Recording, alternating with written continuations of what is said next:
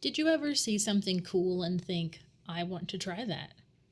Maybe you stumbled across someone's niche hobby channel on YouTube, or an artist you admire on Instagram tried a new technique and absolutely rocked it. You feel a surge of inspiration. Maybe you go out and buy supplies. Maybe you even start a new piece. But then you lose interest and the piece sits there unfinished. You tell yourself you'll come back to it, but you never do. I've been there. Sometimes I catch myself thinking, I like a thing, therefore I must do the thing. So I add the thing to my ever-growing list of things I want to try. This list has gotten so long that I don't remember what's even on it anymore. I don't have the time, the money, or the energy to try everything on my never-ending list. Sometimes that's enough to trap me into a doom spiral of anxiety, guilt, and imposter syndrome. Or the worst of them all, decision paralysis. With limited time and resources, deciding what project to work on from this ever-growing list becomes more stressful, with more pressure to do the correct thing or move in the right direction. Or at the very least, a direction that's not a total waste of time. Because when you're trying to eke out a living as a working artist under capitalism, you can't necessarily afford to create work that's not marketable. Perhaps I'm overthinking this, and perhaps I'm not the only one who does. If that's you, then this video is for you.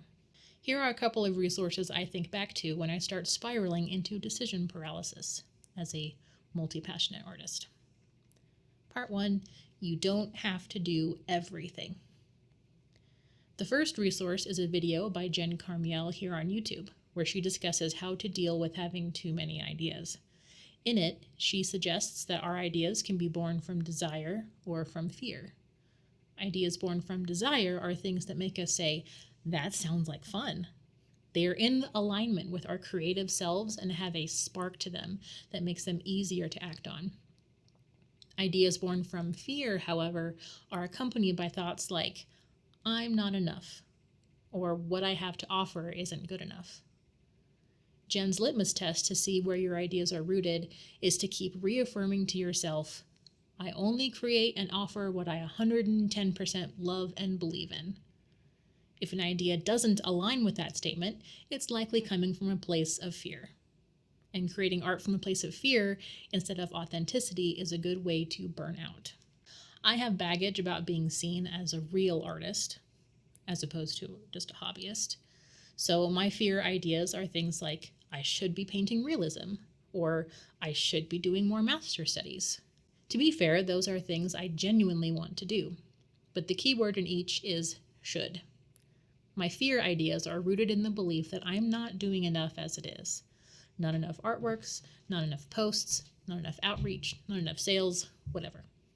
So maybe you can see why I sometimes feel like I have to do all the things.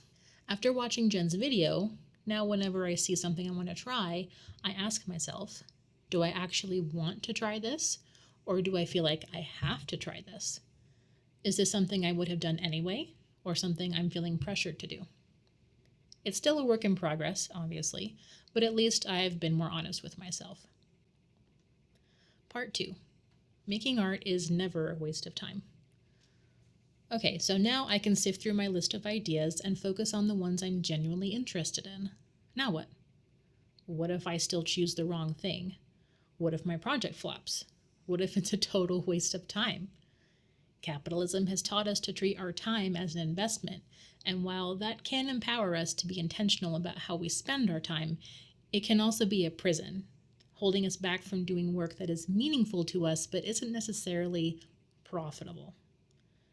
I'd counter that it's never a waste of time to create something that you love.